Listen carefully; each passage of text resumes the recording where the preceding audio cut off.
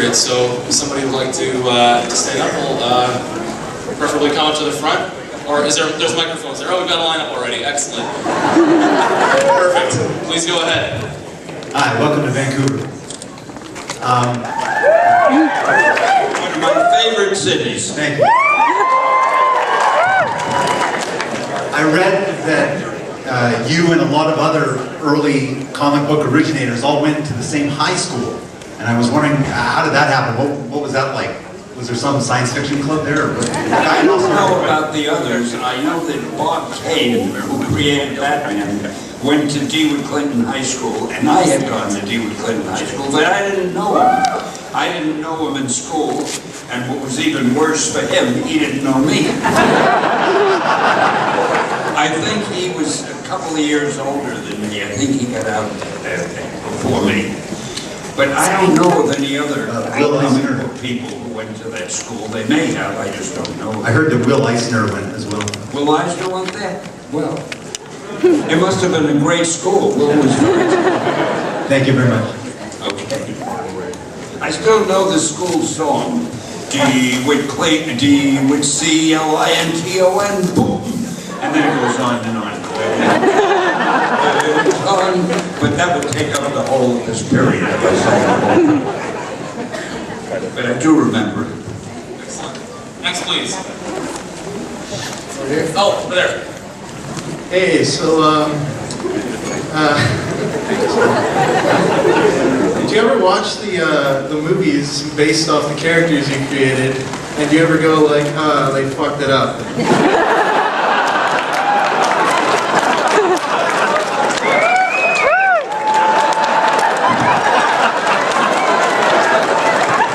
Next question.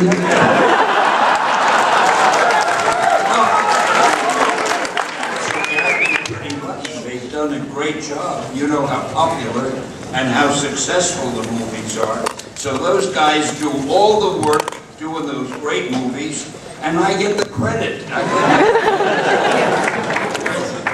Yes, please. Mr. Lee, if you could take any of the characters that you've created that haven't already been in a movie and cast any actor, which character and which actor?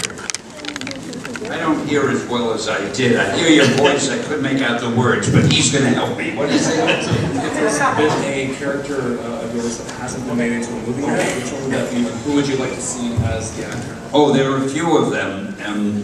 I'd like to see the Black Panther, maybe. I can tell you that it will be.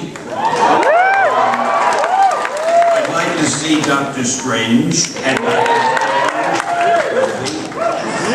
And there are quite a few others. I cannot tell you who I would like to play the role because I don't even know most of the new young actors. The ones I know I'd like Leonardo DiCaprio to do something. I met him before he was in Titanic, before he became a star. He was like 16 years old, and he was the nicest kid in the world. And we've still been kind of friendly. I like Matt, what's the name of the guy who played in the, oh damn it. It's like a series. His first name is Matt. Matt Damon! I'm doing another movie which is not a Marvel movie. I have another company called POW, P-O-W Entertainment, and we're doing some movies now too. And we have one movie that Tom Cruise would be perfect for. And unfortunately, we thought we'd get him, but he's got 3 movies he's committed to that he has to do first, and I'm not going to wait for 3 years. So we're looking for somebody else. Anyway, that's another subject. Okay. Thank you. Next question, please. I was wondering what was going through your head when you created the character of Tony Stark. What inspired you? Sorry, I didn't hear the name of the character. You didn't hear it either? My ears. Tony Oh, Stark. Tony Stark. I'm sorry. What about What Tony was Stark? going through your head what were you thinking about when you created Tony Stark? I was really thinking about Howard Hughes, who was incredibly wealthy, who was kind of strange, and who was very inventive. And I thought it would be great to get a guy who's a millionaire or a billionaire, but he's got personal problems. And I figured the best problem I could give him would be a problem with his heart. So, and he became our most popular character with female readers. We got more fan mail from females. I think they liked the idea, A, that he was rich, B, that he was handsome, and C, is this rich, handsome guy with a physical problem. If he'd only let me nurse him, I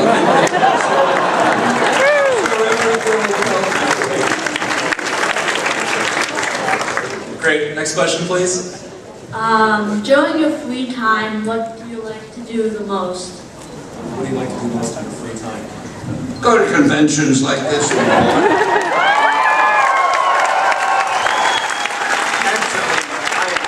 Almost no free time. And I like it that way. I like to be busy. Next question, please. Hey, I know a lot of people here like me are a fan of your old comics from the 60s, and you had some creative titles like Here Comes the Mole Man or The Mole Man Cometh. I was wondering what your inspiration for those kinds of titles were. He's a big fan of some of your comics from the 60s and some of the unique titles like Here Comes the Mole Man and things like that. What was your inspiration for those unique titles? You mean those big monster books and so forth?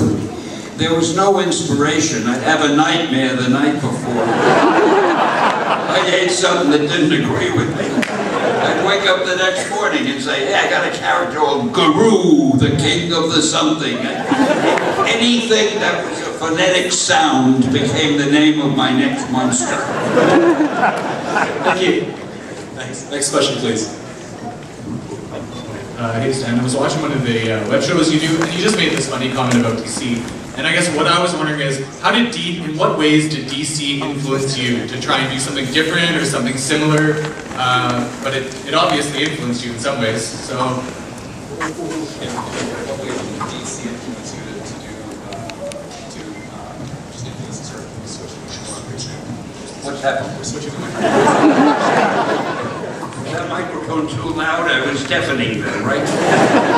What was the question? How did DC, what? So if what DC was doing influenced you in any way, what you were doing? Oh, what DC did influenced me tremendously. Because I would read their stories and say, I've got to write things that are the exact opposite.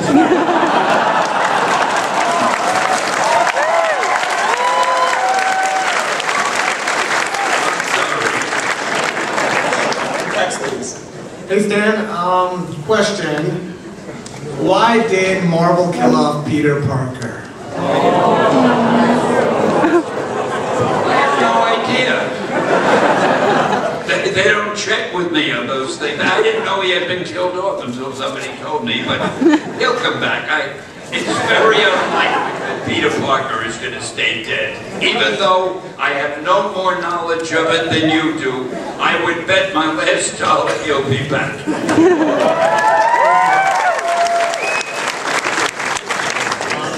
I'm currently writing a story of my own with a team of heroes and a villain, and I'm thinking about converting it into a comic book. So I was wondering what kind of advice would you give to me or anybody who's wanting to write a comic book of their own? What advice do you have for budding comic book writers and artists? Well, that's the toughest question I could be asked. Sorry. No, seriously, if you're a writer and you want to break into comics, it is so difficult now, unless you're a professional writer or you've had things published that you're very proud of in prestigious magazines or books, because the top writers now in television and in Hollywood, believe it or not, and novelists, they're all getting into comics. They're all writing comics because comics suddenly is the place to be if you're a writer, because there's always a chance your story may be adapted to a movie and then you make a lot more money. So they have the top professional writers now in comics.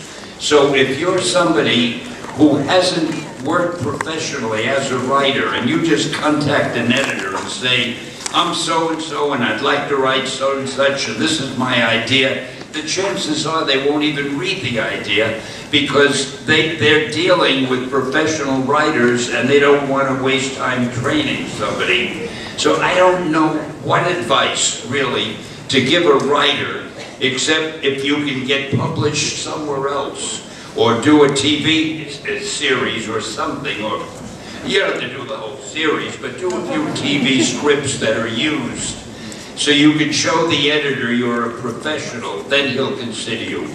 It's easier for an artist. Now it isn't really easier because you're up against the worst competition, the greatest competition in the world.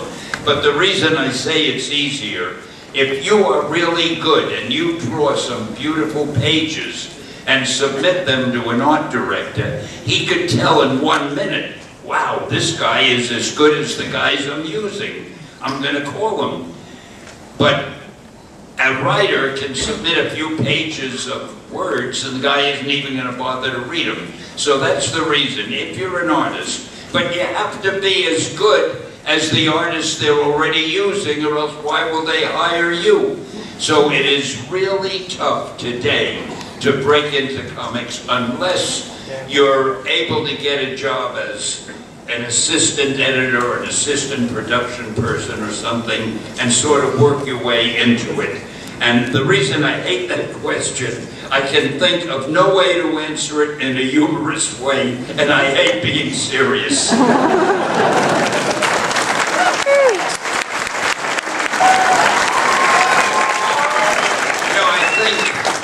For some reason, I've gotten a lot of publicity, and if ever anybody wanted to do an interview about Marvel, somehow they would call me.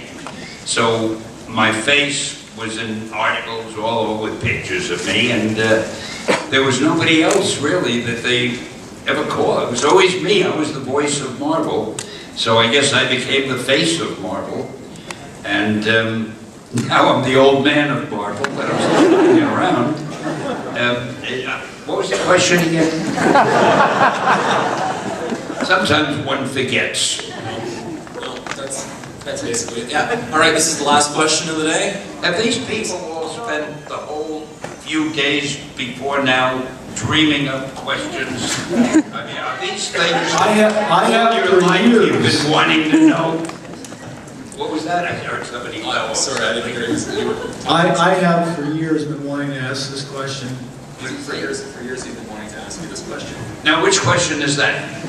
You were into the advertising of Marvel Comics, right, in the 1960s? I was. What advertising were Right. 60s, yeah. In 1962, there was an episode of Naked City, a New York cop drama.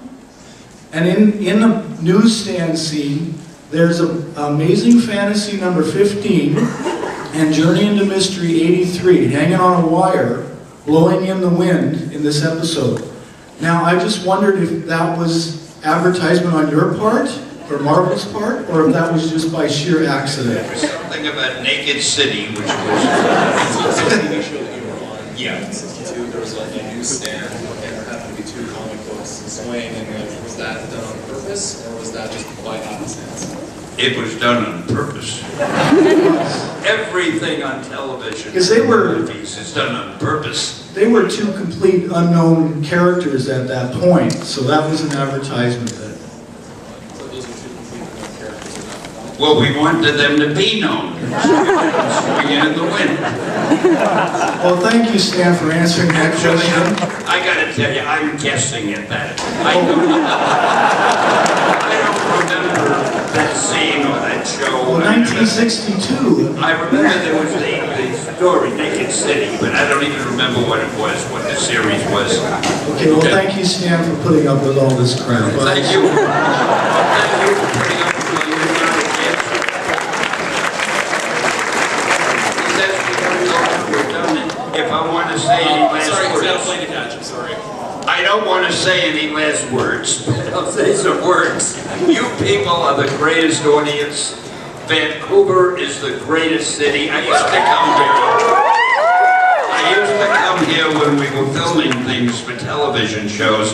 This is the first time I've come for a convention, and you guys are great. I never had a better time, and I thank you very much for your hospitality. Thank you.